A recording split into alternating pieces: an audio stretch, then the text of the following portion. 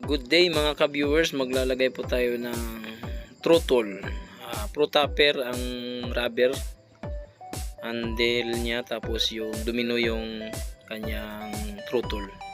So let's go mga ka-viewers, mag-i-install po tayo.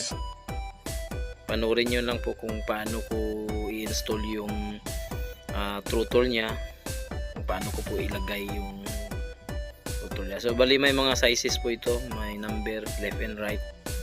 Ang sa left, number 24 sa doon sa throttle niya. Tapos itong number 22, yan naman ang dito banda sa right side, left side doon sa kabila yung number 24.